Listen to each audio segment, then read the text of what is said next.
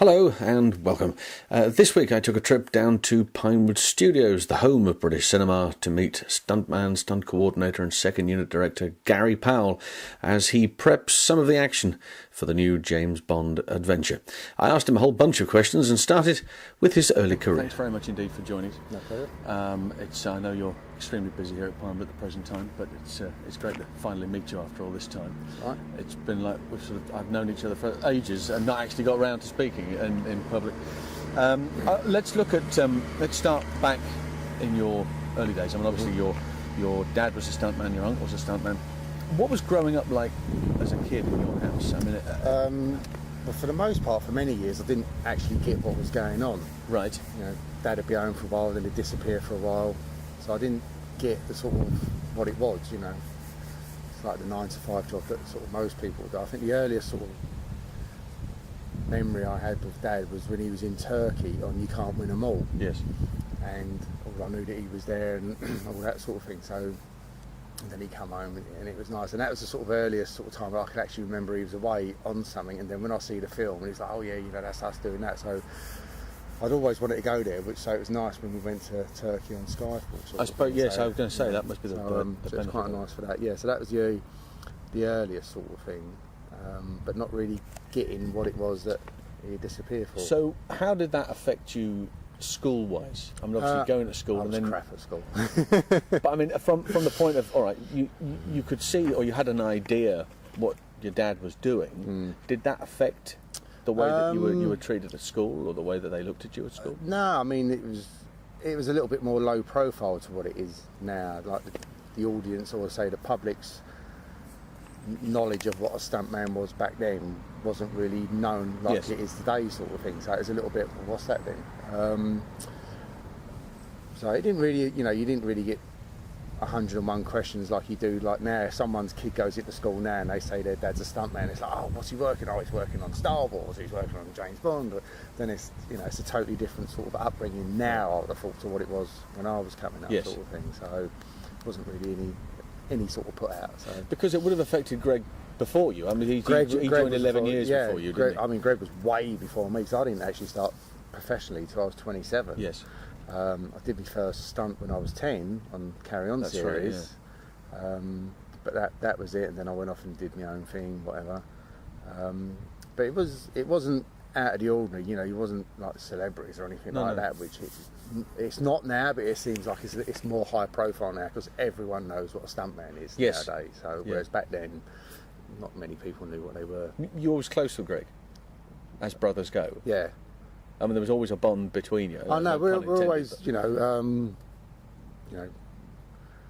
trying to outdo each other properly, sort of Right, thing. okay. You know what I mean? So I think I'm 3-1 at the moment. So I'm doing We talk about Carry On. That was filmed here. Well, certainly the sequence that you were involved in was. But funny enough, Black it Park, was Black Park, yeah, and it was pure fluke. I just went along because, you know, I was skiving off school, as you do. As you do.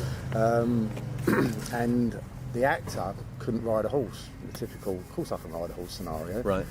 And being a 10-year-old kid, I was the perfect sort of size. So they sort of stuck all the armour on me, put me on this horse and sent me down the tilt jousting. Oh, great. I think I got paid something like 40 quid or something like that, which back in It's a king's ransom back then. was an absolute fortune. So I can remember actually going out and buying myself a 10-gear racer and all bloke. that sort of thing. I was like, yeah, this is wicked. So yeah, no, that was a good sort of good Yeah, because intro. I mean, all of those. Peter Rogers Way, I know, so I was walking up, and all those very iconic movies were made here. And of course, your dad was involved in a bunch of them, wasn't he? Loads of them, yeah. I mean, he'd done the films, the TV series, and all that sort of thing. Yeah. So, you know, there's some good memories there. It wasn't until I was sort of in my teens, then I sort of took advantage of what they did. Because I used to bunk off school. Yes. And come down here when they was filming The Spy Who Loved Me. Yeah, I seem to remember you saying something. You were on. We were on the 007 We was stage. on the 007 stage where they had the 3 nuclear submarines. Yes. So, you know, I was 14 at the time, and originally then there was one cafeteria here, which was sort of in the middle. Right.